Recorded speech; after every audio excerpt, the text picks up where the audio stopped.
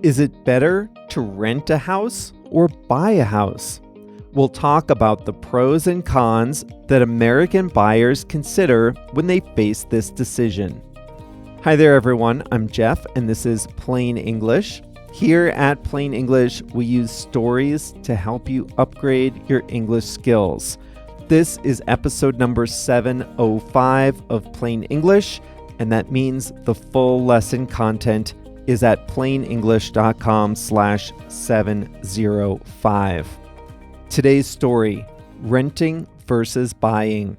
The considerations are a bit different in every country. It all depends on the costs, the culture, the availability, the logistics, and the law even. In today's story, I'll tell you about this big decision that most Americans face at some point in their lives, whether they should rent or buy a home.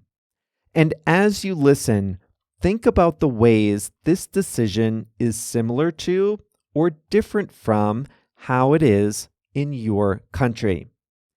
In the second half of the episode, I'll show you the phrasal verb pay back. Remember, get the full story, the full lesson with the transcript, translations, exercises, and more at plainenglish.com/705. Before we start today's story, I'd just like to remind you that the podcast is just one part of how we can help you upgrade your English skills. At plainenglish.com, you can make faster progress with active learning strategies. You can take quizzes, do activities, listen to the fast version of the audio, watch video workshops, practice what you learn, and even join a live call with JR and me. It's all about helping you build your skills to become a better, more confident English speaker. Sound good? Go to plainenglish.com to start your free 14-day trial today. Now, let's jump into today's story.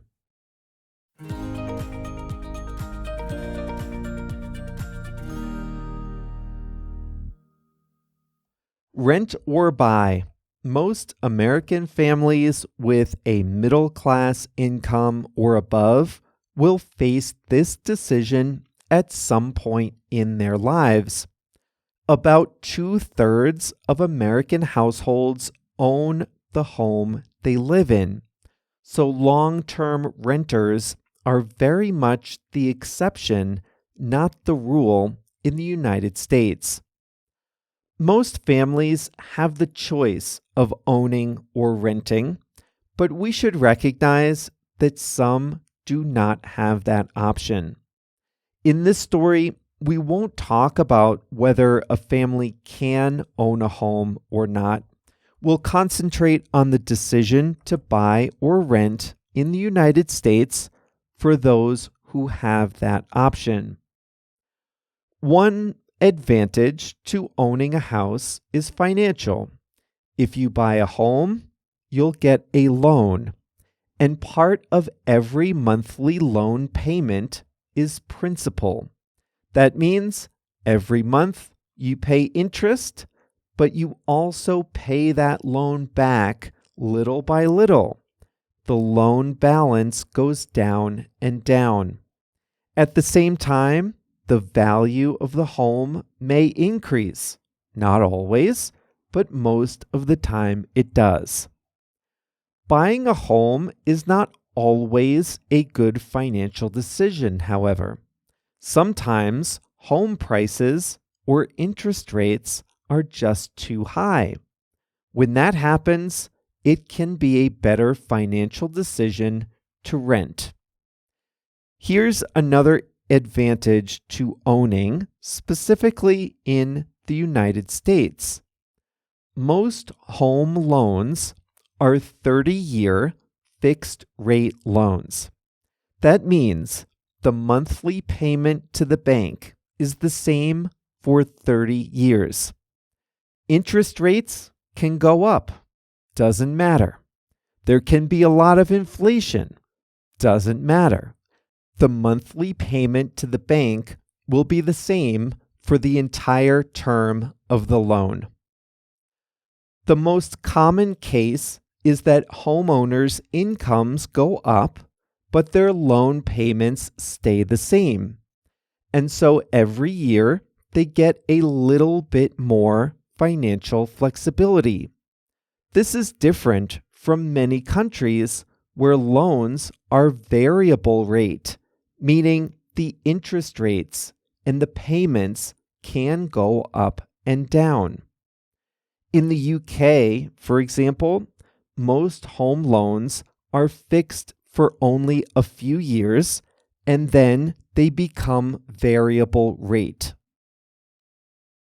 So when interest rates go up, like they did in 2022 and 2023, homeowners' monthly payments go up. In the US, the payments on existing loans don't change when interest rates go up. But rent can go up every year. And in most places, there's no limit on how much rent can increase. At the end of a lease, which is usually just a year, a landlord can tell you the rent is going up by 5%, 10%, 15%.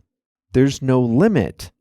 You can negotiate, but you should plan on rent going up every year.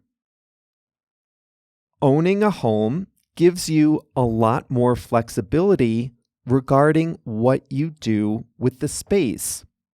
If you want to change the colors, change the flooring, drill holes in the wall, change the home's layout, add a room, whatever you want to do, you can do it. But while you live in a rented house, you have to follow the rules. You have much less flexibility in modifications. If you don't like the color of the carpet, that's too bad. You're not the owner. Homeowners are financially responsible for everything.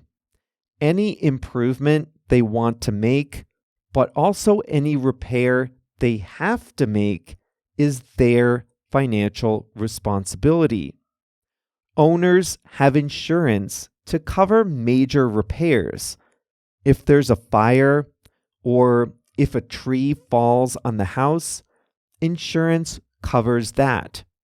But smaller repairs, appliances, flooring, windows, plumbing, heating and air conditioning, all that stuff comes out of the owner's pocket.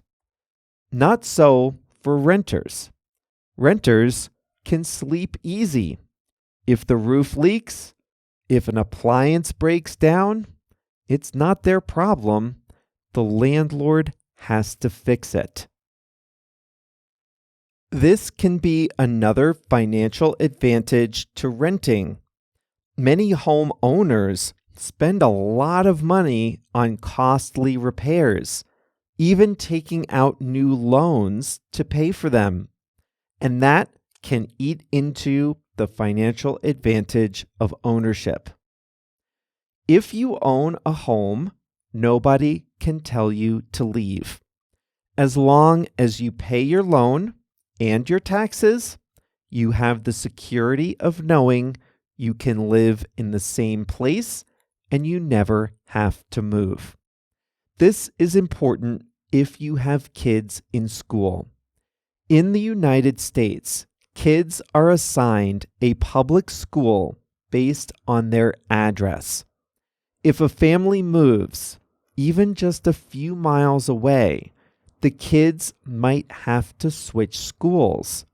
So a lot of families like the security of knowing they won't ever have to move and their kids can always stay in the same school system.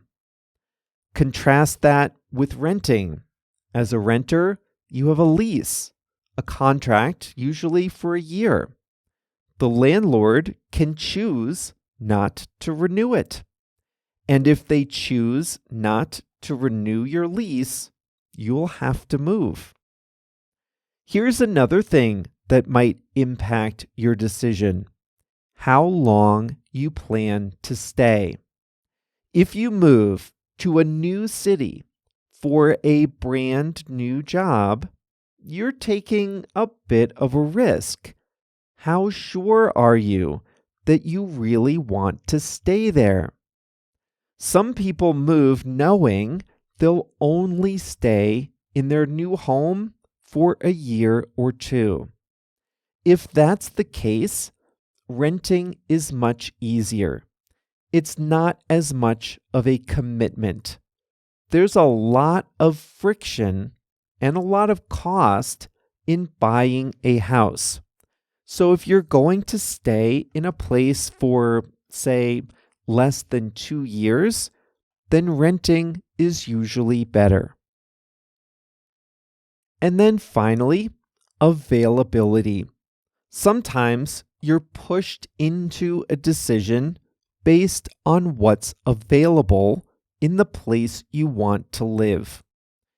Detached, single-family homes in the suburbs are overwhelmingly offered for sale. If that's where you want to live, you won't find a lot of rental options. There are some, but your choices are limited. By the same token, if you want to live in a luxury building in the center of a city, if you want a lot of amenities, then there might be a lot of rental units available, but not as many offered for sale.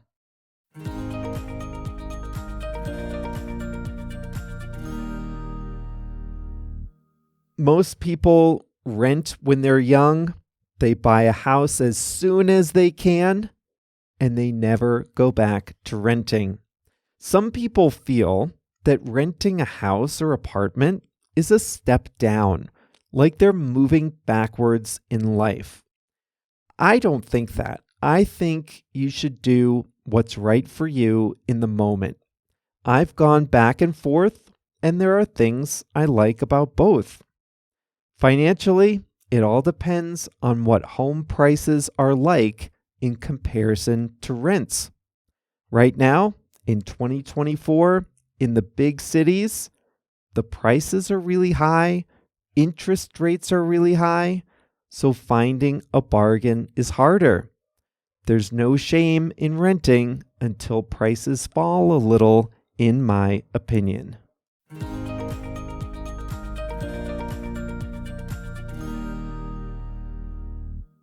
Pay back.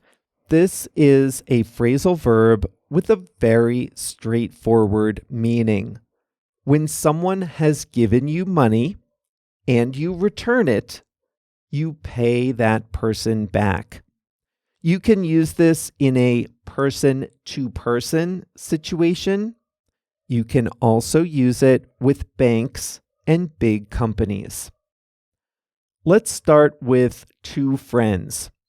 You make plans to go out for the evening with a friend, but you, and this is embarrassing, you forgot your wallet. You don't have any money. Your friend might say to you, "Don't worry, you can pay me back." That means you can send the friend the money later. She'll lend it to you for the night. She'll pay the bills for the night. You can pay her back later. This is a good phrase to use whenever someone gives you a little money or spends money for you, and you intend to send the person money later. You pay that person back. Now listen, imagine that this is a moderately priced meal and 1 or 2 drinks. That's your night out. In this case, your friend might say, "I'll take care of it. You don't have to pay me back." That means you don't have to send her the money. You're friends. You do things every so often. There are other times for you to pick up the check. Pay someone back means to send them money. In this case, your friend might say, "You don't have to pay me back." That means you don't have to send me money. But if you're a good friend, you'll pick up the check the next time. A very common way to use pay back is with a loan. Start with a very simple loan among friends or relatives. Imagine you have a young relative who is just moving into his first apartment. He has a new job, but he doesn't have enough money yet for a security deposit on his apartment. You might lend him $1,000 for the security deposit. He might agree to pay you back in 3 months after he's made a little money at his new job. He would agree to return the money to you. He would send you money. He would pay back the loan. Well, that's nice and friendly, but if you get a bank loan, things are a lot tighter. You don't get to choose when and how to pay the loan back.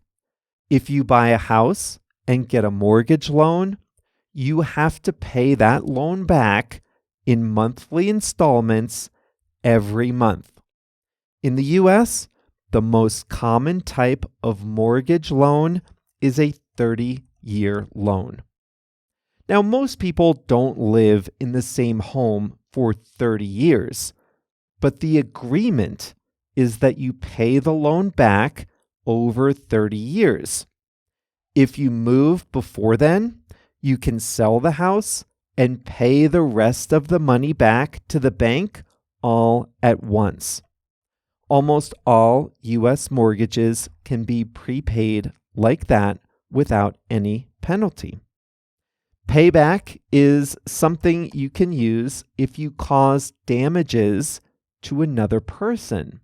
If you harm someone else and you cause that person to lose money, you might have to pay that person back. Imagine that you park in a shared parking garage at home, and one day you open your door quickly and dent the car next to you. The car's owner has to pay $300 to get the dent repaired and repainted. You should probably pay your neighbor back for that. That's not exactly a loan, but that person had to spend money because of you, and you should send that person money as compensation. If you steal money, a court might require you to pay the money back. If you commit fraud at your job, and if you wouldn't do this, but if you divert money into your own bank account, a court might require you to pay the company back. You would have to send the company money the same amount that you stole. And you'd have other problems besides that too, but you'd at least have to pay the money back. So that's pay back. If someone pays for something for you, you can pay that person back later. If you lend someone money, that person can pay you back when they can. You can pay back a bank loan, and if you cause damages, you might have to pay another party back to cover the damages. And that is all for us here at Plain English. Congratulations on making it to the end of lesson number 705. Remember, the full lesson content is at plainenglish.com/705. That includes the transcript, translations, exercises, and practice area. plainenglish.com/705. And that also brings us to the end of our summer 2024. I hope you've enjoyed these special episodes less about current events and more about life and culture in the US. Next week, we'll touch on some current events topics that developed over the summer, and we have great plans for the podcast and the full Plain English experience in the future. I'll be sharing some of that with you in the coming weeks. But the important thing is, stay in touch with us. If you're not getting our emails, go to plainenglish.com/mail and sign up. That way, you'll always have the latest Plain English news straight from JR and me. See you right back here on Monday.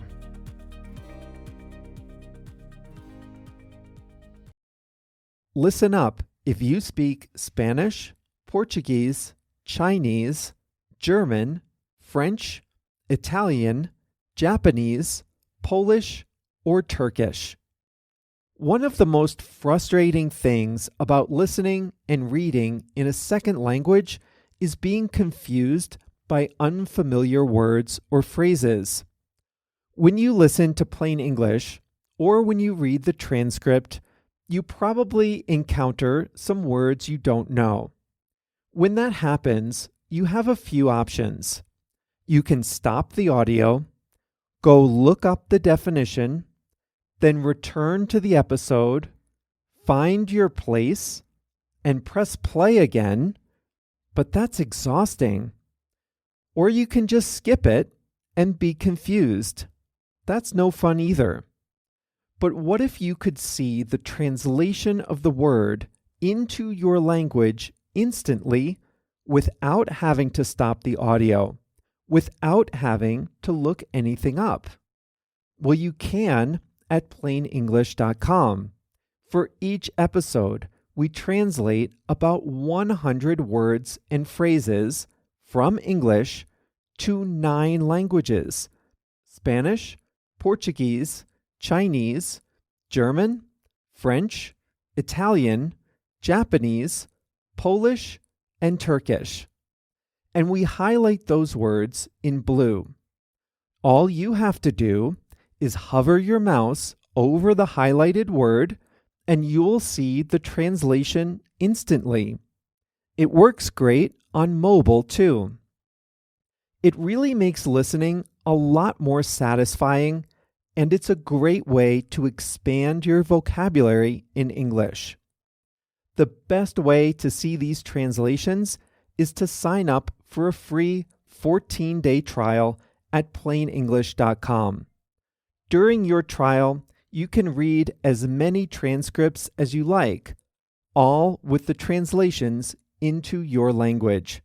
So sign up for your free trial today at plainenglish.com.